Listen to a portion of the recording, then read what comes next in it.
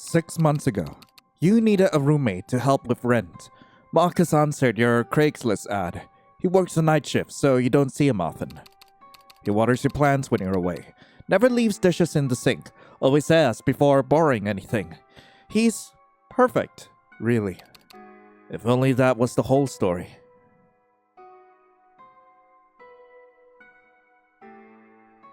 One month ago.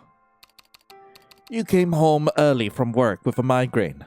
Marcus was usually gone by then. You were making tea when he walked in. Blood on his shirt, his hands splattered across his cheeks like paint, fresh enough to still be wet. Oh, hey, you're home early. You froze, mug trembling in your hands. The blood? Work accident. Don't worry about it. The lie came so smoothly, you wanted to believe it. But that's not his blood. He wasn't hurt, nor was he bothered about it. Get a shower and get this in the wash. I'll make dinner after. He hummed softly down the hall, like nothing happened. Since then, you were convinced your roommate is a serial killer. But he still waters your plants when you're away, still leaves thank you notes when he borrows your stuff, still splits the grocery bill down to the cent. Present day. You decided to never bring it up again. You pretended not to hear any recent missing persons report from the TV. You convinced yourself that good roommates mind their own business. You tried your best to avoid him, which was easy, considering that he works a night shift. Hey, you're home early. I made an extra cup of coffee if you want some. Nah, he's home early too. Thanks. Is it poisoned? Does he want to silence a witness? You? Hey. Yes? Yes? You know, you've been different lately. More careful. More paranoid. I'll get straight to the point. I am a serial killer. Your heart stops. Marcus. What are you gonna do to me? You've been on edge since that day. No? The day you saw him, covered in blood. Is he going to kill you now? Is that why he's confessing? Hey, relax. You haven't run. Haven't called anyone. So, I'm kinda bored today. Got anyone in mind for me to, The question hangs in the air. He's asking you to be complicit, to participate, but now that everything's out in the open, there's an odd sense of relief mixed with a terror. Don't feel pressured. I know, it's a lot to process. This is the man who drove you to urgent care at 2 a.m. for food poisoning. Now he's asking you to pick his murder victim? You gotta help out a homie, right? If you're uncomfortable, I understand. I'll handle things myself. This is it. The moment that defines everything. What Marcus does next depends entirely on what you say right now. 3 paths stretch before you, each leading somewhere you can't take back. Actually, there's this guy from my workplace, real piece of work. I can't help you with that. I can't be a part of this. I'm calling the police.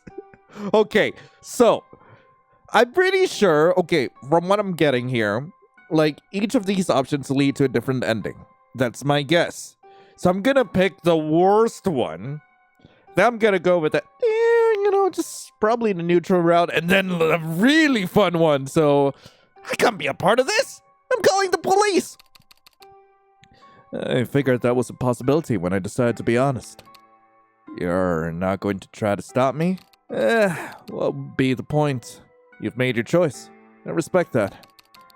He's still being respectful in this kind of situation. Seriously? Can I ask for one thing? Give me an hour before you make the call. I gotta make a run for it. Marcus. I meant what I said about your judgment. You're doing what you think is right. I can't fault you for that. You watch him walk to his room, moving with the same unhurried pace as he does when he does dishes. 57 minutes later, you hear a single muffled sound from his room. When the police arrive, they find Marcus's confession on his desk, detailed locations, victims, methods, everything they need to close a dozen cases. The detective tells you that you did the right thing, but you feel like someone who lost the perfect roommate. Who will do the dishes now? Seriously? Ending 1. Snitch. I didn't even get stitches. And I know, you're welcome for letting me play this short visual novel. Right, I believe like the neutral route is to say I can't help you with that. Fair enough. Probably better that way, honestly. Better? Keep things simple between us. I respect boundaries. He leaves for his errands. You don't call the police. You don't move out. You just exist in this strange limbo. Marcus continues being the perfect roommate. The news continues reporting disappearances. You continue pretending you don't know. He doesn't ask. You don't tell. And you maintain the illusion of normalcy. Hey, I'll have some takeout in the fridge if you want it. 3 months later, you're still living this carefully constructed lie. Your accomplices in the most mundane way possible, through willful ignorance and shared rent. Ending 2. True neutral. Wait, so are you telling me that the route where I just decide to let him just do whatever, that's a true ending? Because if that was true neutral, is that gonna be the true ending? I need to know. Actually, there's this guy from my work. Real piece of work. Oh yeah? Tell me about him. Brad from accounting. Gropes the interns. What the hell? Yeah. You're definitely gonna need to like off this guy.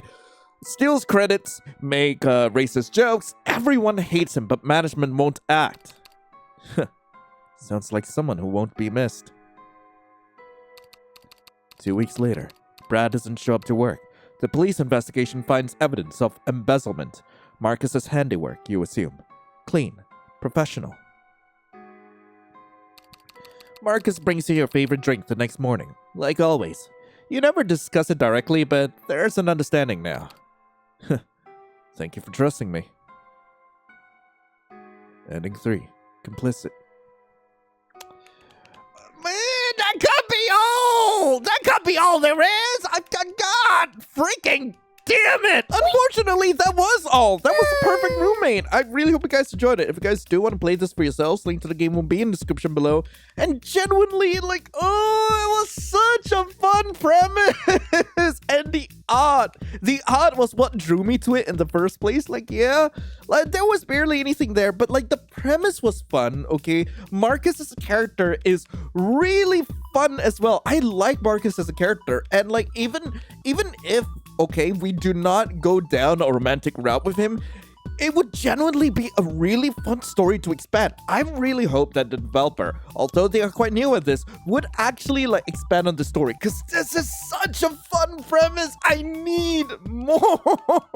But anyway, thank you all so much for watching. Hope you all have a lovely rest of the day, and as always, I'll be seeing you in the next video. This is Lion, signing off. Ciao.